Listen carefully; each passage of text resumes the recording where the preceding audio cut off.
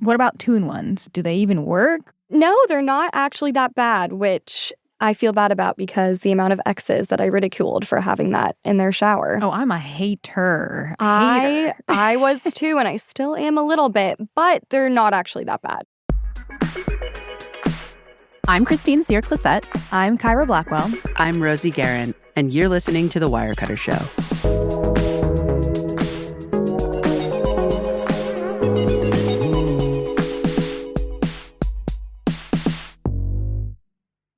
Hi, guys. Hi. Hey, so before we get into the episode, today we're talking about conditioners.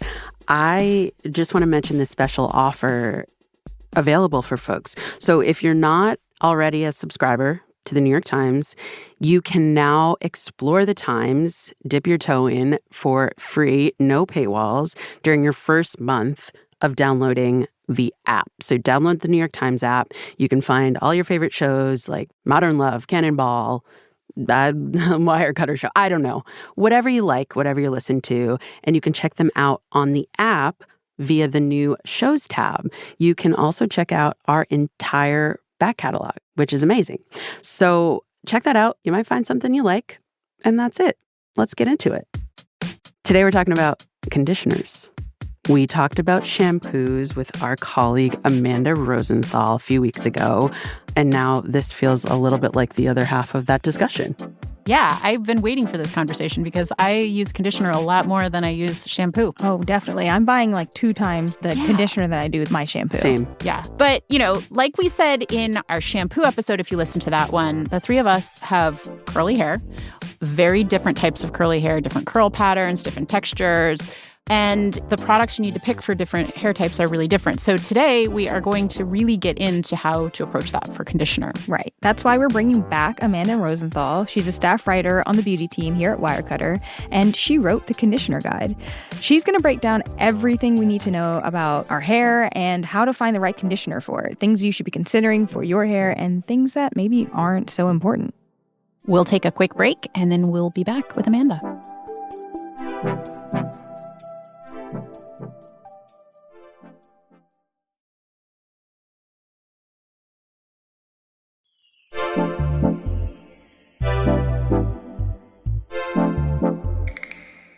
Welcome back. Our guest today is Amanda Rosenthal, who is a staff writer on the beauty team. She's covered everything from shampoo and conditioners to lip liners, and we were just chatting about how, in service of testing makeup longevity claims, Amanda, you worked out and then slept in a full face of makeup. That breaks my beauty writer soul. Without washing your face. Without washing my face. Oof, I shudder. All the things you do for the work. Well, Amanda, thank you for joining us again. We had you on the show last month to talk about shampoos, and I feel like I learned a ton about shampoo. You see shampoo and conditioner in your shower every day and maybe don't think too much about it. In that episode, we talked about the actual nitty-gritty of what shampoo is doing to your hair and how it can actually make your scalp healthier, and it has all these beneficial effects, right? I'm curious about conditioner. We're going to talk all about the conditioners today. I think of conditioner as like lotion for your hair. It's like the moisturizing step, right? Am I right? Or is there some other way we should be thinking about conditioner? You are definitely on the right track. I'm very excited to be back. I loved talking about shampoos, but I'm even more excited to talk about conditioners. I think of conditioners almost as a 2-part step to shampoos. So if you think of shampoos as the cleansing cycle when you're doing laundry, conditioners are that lovely softener that makes clothing feel better, that helps soften the fabric and prevents any frays. Do you know what? One of the most interesting things I've learned while doing this show for almost 2 years is that fabric softener is fat. Yeah, and we don't actually recommend using it. Great analogy, but not for real life. But your hair is different than your clothing. Exactly. Completely. And so when you wash your hair with shampoo, what happens is that it leaves your hair with a negative charge. And if you think about when you wash your hair, you're scrubbing your scalp, you're creating a bit of friction. So naturally, you're just by doing that action going to increase the amount of frizz in your hair. So like electrical charge, like electricity? Yes. Okay. So it becomes negatively charged. And what happens is conditioner is actually formulated with a positive charge. Wow. It contains cationic surfactants, which I know sounds like a big word, but really it's just ingredients that help smooth the hair cuticle. And what conditioner does, first, it moisturizes, which is great for revitalizing dry or brittle hair. Second, it helps with minimizing frizz. And in doing so, what it does is it temporarily seals the cuticle, which is the outermost layer of the hair shaft. And then thirdly, it helps impart shine. And the way that it does that is by lowering your hair's pH. And essentially what happens is that light is able to refract and reflect more, which gives hair that silky sheen that we all know and love. It's the hardest working man in showbiz. Way more complicated than I ever imagined. It's doing a lot of heavy lifting. Yeah. But you don't want it to be heavy. All right, so we'll get into that in a minute. I'm wondering, is conditioner then for everyone? Should everyone be using a conditioner? As much as I love it, the short answer is no. Really? Not everyone actually needs it. For instance, if you co-wash, meaning you wash your hair with a conditioning cleanser, you don't need to apply conditioner after that. Is that like a 2-in-1 shampoo and conditioner? No, it's a little bit different, and we will definitely get to 2-in-1s later because I have many thoughts. A little bit controversial, actually. So a co-wash is something different. Yes, it's a little bit different. And if you also have short hair or super thin strands, your natural hair oils, the sebum from your scalp, can actually go down the shaft and hydrate your hair enough. So you may not need it for then. It can also change based on your environments. For me personally, in the winter, my hair gets drier and a little bit more brittle, so I want to add back in that shine. So I think it's worth experimenting to see what works best for you. Does your hair change hormonally? Yes. So you could be a person who's always wanted to use conditioner, and your hair theoretically could change as you get older. Yes, exactly. Or through pregnancy or other hormonal changes as you get older. Say somebody isn't using conditioner right now. What are some signs that maybe they should be? I think there's two ways to look at it. First, I think you should look at the appearance of your hair. In doing so, you want to say, okay, does my hair look lackluster? Is it less shiny than usual? Does it look frizzier? And then the second way is texture. You want to actually feel your hair. Put your hands through your hair. Is it difficult to detangle? Do you notice pulling, snapping? Does it feel brittle? Those are clear indicators that you need a conditioner. Have you guys experienced going to a new place and you wash your hair and you're doing your hair and it doesn't react in the same way? Yes. So like I just had a friend visit from San Francisco in New York, and she said her hair was just freaking out. It was frizzy. It wasn't, and she was blaming it on the water. Could it be a conditioner problem? Like she needs a different hair product here. 100%. I think that's a very clear indicator of needing a different conditioner, but also environmental factors do contribute. So I grew up in California, moved to New York, and my hair completely changed. It needed a lot more hydration.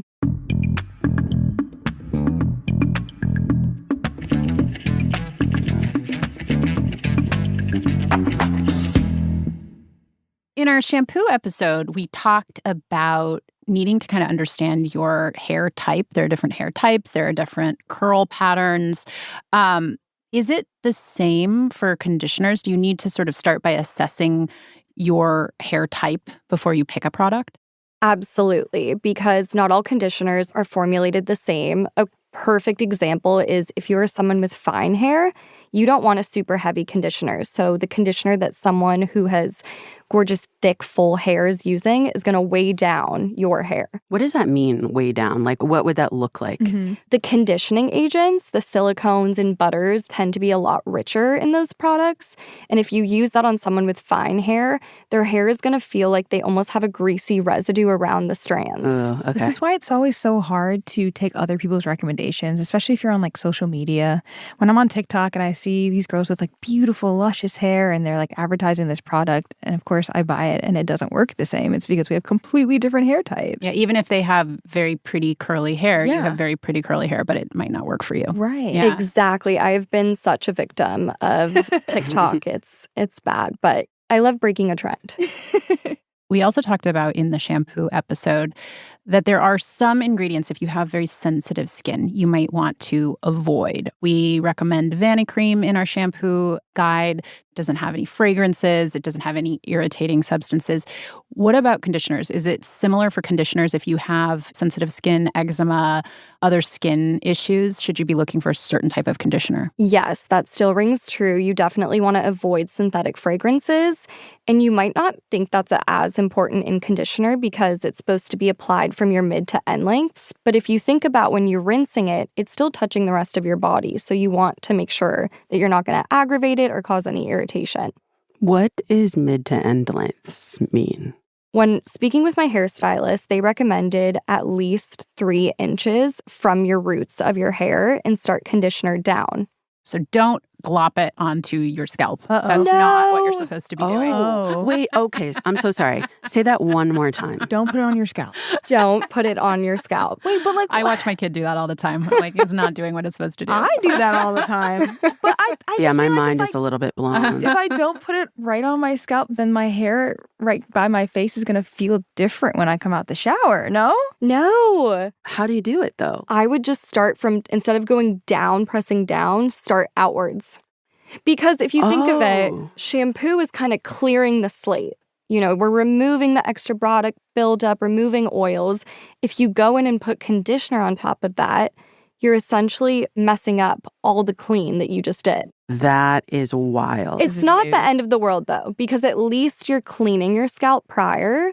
And for some people, they need that extra hydration. If your hair is very overly dry or super processed, it won't hurt. However, for your scalp health, to keep the microbiome clean, you don't want to be applying conditioner.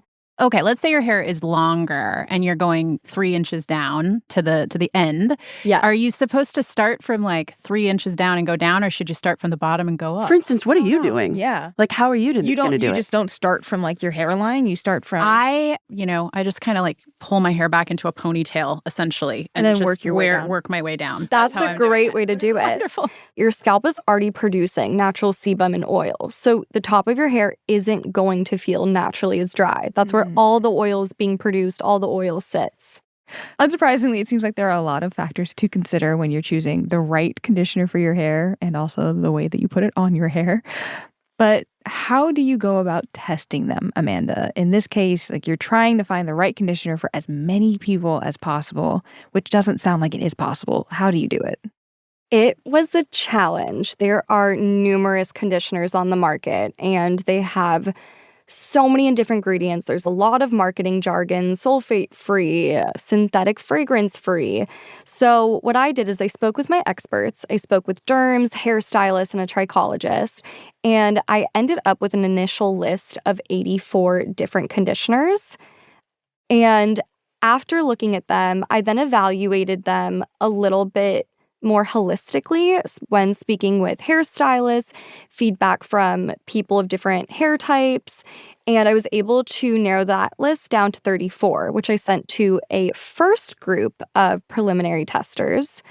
And based on their feedback, I then narrowed that down to 15, and then eventually we came to our top 5 picks. And these are the picks that worked the best for the widest range of people, right? Correct. Within different hair type categories. Yeah. The thing I like to always remind people about when we, make recommendations on the site is that if you're using something that you actually really love and you don't see it as a pick, and we tested it and we didn't love it, that's fine. You love it and it works for you. But the picks that we have are generally things that we have tested with a wide range of people, and they worked for a wide range of people. So I think it's just, especially for personal care products, I think that's important to just note.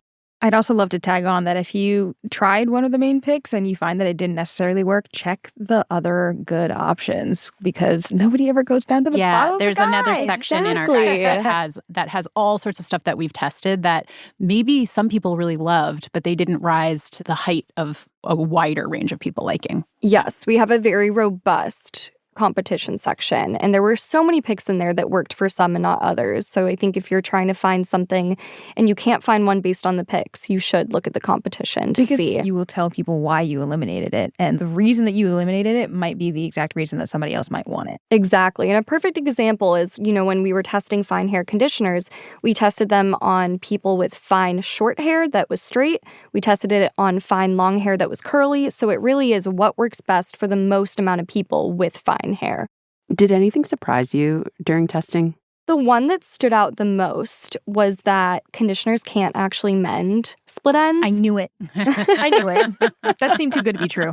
Yeah, you have to get a haircut to do that, right? Exactly. It's like a Band-Aid on the problem. It's not going to fix the whole solution. And that leaving conditioner on for a long time isn't actually going to make it work any better. Huh. How long should you leave it on for? Typically, 2 to 5 minutes is all you need. Oh, okay. Well, how long are people leaving it on? Y'all. I don't ever rinse it out, really. Sometimes I don't rinse it fully out That's either. scandalous. Is that bad? Do you use a leave-in treatment? No, I use my conditioner that I leave in. Okay, so you don't have to keep it on for ages and ages. 2 to 5 minutes. 2 to 5 minutes is all you need. When I'm in the shower, I like to put my conditioner on and then I'll wash my body or shave, and that's typically the amount of time that you need.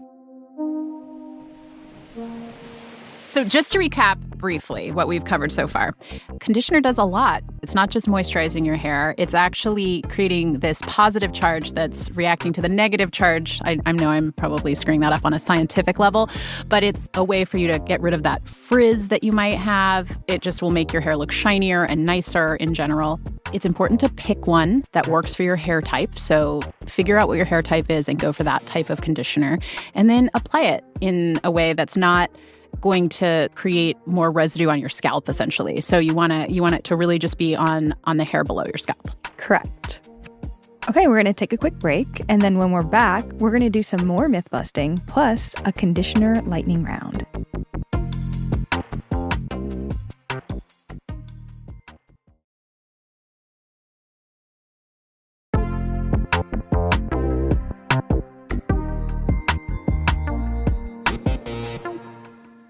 Welcome back. Amanda, now that we have covered the basics of conditioners, we want to get into some more myth busting. What's the deal with deep conditioners? I see these in the store. I'm not sure if they're a gimmick or if they're a real deal thing. What do we need to know about deep conditioners? I also had the same question when I started reporting on this. Essentially, deep conditioners are formulated with higher concentrations of conditioning agents. They contain richer butters, heavier silicones, and they're meant to be used occasionally. That said, from a property standpoint, they're really not that different. They're meant to hydrate, they're meant to help seal frizz and split ends, and they're meant to impart shine when you dry your hair. Are these the same as a hair mask? This is a great question. I wish that there was a regulation on how these products could be labeled, because this is a clear example of marketing jargon. Essentially, a hair mask is kind of describing the actual reason a product is being sold. Hey, you're supposed to use this occasionally. It's not meant to be used with every shampoo. But a deep conditioner is describing the function of the product. It's supposed to deeply condition. It contains higher concentration of products. In my reporting, these words are used interchangeably, and they mean the same thing. So it's just a marketing ploy to try and get you to buy a product that you think is supposed to work better than a deep conditioner. But I'm just imagining like the boardroom where they came up with that. They're like, okay, this is the way to do it. Call it a mask. A mask. Exactly. A mask. People the will tweens never are into see masks it right now. Yeah. It's that self-care ritual. Yeah. So it's just a deep conditioner. Exactly. What about 2-in-1s? Do they even work? Is that sacrilege in your reporting and your research? What is that? One of my colleagues reported on 3-in-1 products, and it breaks our hearts to admit that 2-in-1s are truly not that bad. It's more about the cleansing. 2-in-1s do a great job cleansing, which from a dermatologist standpoint is probably the most important part about washing your hair. Typically, they don't include as great of conditioning agents, so you may not get that moisture and shine that you will if you use a separate conditioner.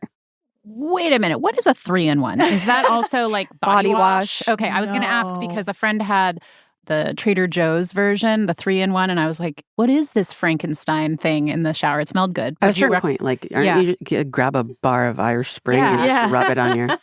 It'd be cheaper, probably.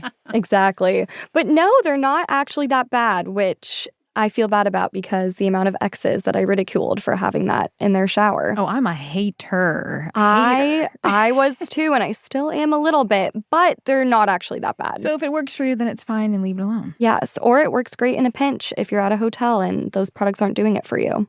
Tell me what the tea is with leave-in conditioner. I don't believe in them. I think that they're more expensive than they should be. And I have conditioner in my shower that I could just leave in. So what's the difference between a conditioner? Let's run that back. Because the deal is that you condition your hair and leave your conditioner in instead of using a leave-in conditioner. Correct. So essentially, we want to know, are they different? Yes, they are very different. The biggest difference in formulation is that leave-in treatments contain lighter ingredients that are meant to stay on your hair. No rinse out required. They're not going to weigh your hair down, leave that greasy residue, or coat your hair strands in heavy silicones. Conditioners are meant to be rinsed out because they are heavier, but also they can cause irritation if they're not rinsed out. To my scalp? Yes. To your personality. But are you feeling irritated? I mean, if it's not bothering you, then No. Emotionally? I mean, my hair might be a little heavy. Do your maybe a little strands bit. ever feel coated? For sure. Because over time, that can build up. But if you're using a good shampoo, then that makes me happy. And our experts would agree that as long as you're rinsing it out and washing out all that product buildup, you're good to go. Okay, Amanda, we want to do a lightning round. We are going to give you some scenarios and want your best recommendation for what might fit the bill. Cool? I'm excited. Let's do it. Okay. I have thick hair that's always frizzy and dry. What do I need? You should go for the Tresemme Silky Smooth Conditioner. It's super hydrating, so it's going to revitalize that frizz and dryness. It's less than $10. And it includes amazing high-quality ingredients that are usually touted in premium hair care lines, like hydrolyzed silk and niacinamide, which you actually see in a lot of skincare. Okay, tight curls or coils, and it's wash day, and it's terrible to detangle the hair. What do you use then? Pattern Beauty Intensive Conditioner. It provides great slip, and one tester actually likened it to a leave-in conditioner curl cream. It's very emollient-rich, and it's going to provide great hydration and help with detangling after you shower. Okay, follow-up question. You said like a curl cream. Is a curl cream actually a leave-in conditioner? Is that just the same thing? It's a little bit different because it's formulated to help define and hold curls. Okay. What if my hair is really fried from heat styling? I have been a victim of this, and I would advise to go for the Redken All Soft Conditioner. It's a bit more pricey, but testers found that you really only need a small size amount. A little bit goes a long way. It contains argan oil, which is deeply going to hydrate the strands and prevent dryness. What about someone who has gray or bleached hair that's incredibly fragile? What are you going to hand them? If their hair is incredibly fragile, I would go with the CeraVe Gentle Hydrating Conditioner. It's fragrance-free. It's extremely gentle. It contains lightweight conditioning agents that still provide enough moisture and shine, but it's not going to weigh down your hair, and it will give you great slip so that when you are detangling, your hair is not going to be pulled or snagged.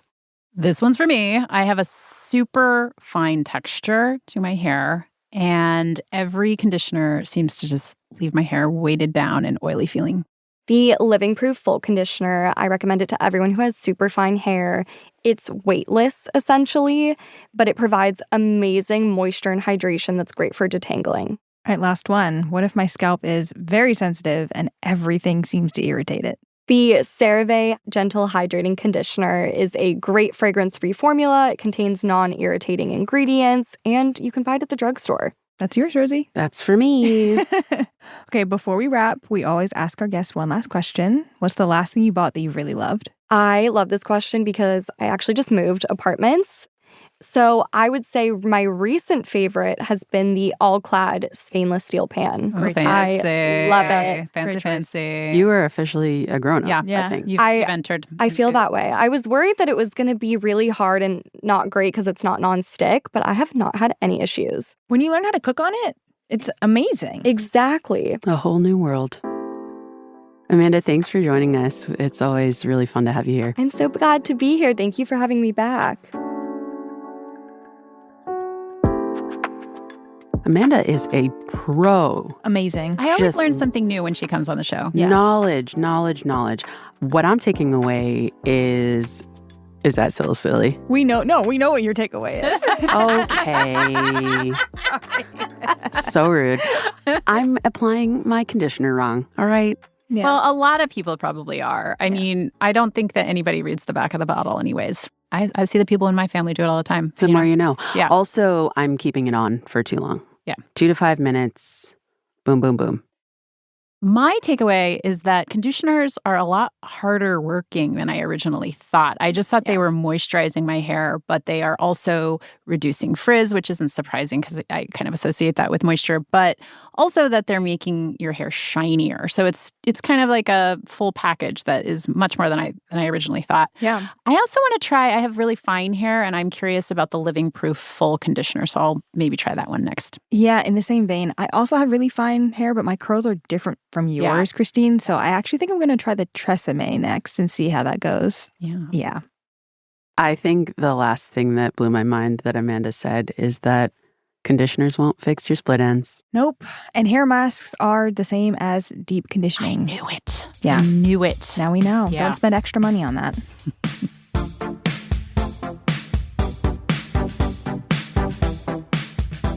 If you want to find out more about Amanda's reporting, the conditioners we recommend, head to our website, or you can find a link in the show notes. That's it for us. Thanks, y'all. The Wirecutter Show is executive produced by Rosie Guerin and produced by Abigail Keel. Engineering support from Maddie Mazziello and Nick Pittman. Today's episode was mixed by Katherine Anderson. Original music by Dan Powell, Marian Lozano, Alicia Baitup, Katherine Anderson, Rowan Nimisto, and Diane Wong. Cliff Levy is Wirecutter's deputy publisher and general manager. Ben Fruman is Wirecutter's editor-in-chief. I'm Kyra Blackwell. I'm Christine Cyr-Clisette. And I'm Rosie Guerin. Thanks for listening. Yeah, so you want a shampoo that makes you feel happy and healthy and like not too drying or whatever. I'm sorry. No, I think you got it. I think you got it. Yeah. All right. And another thing. And another thing.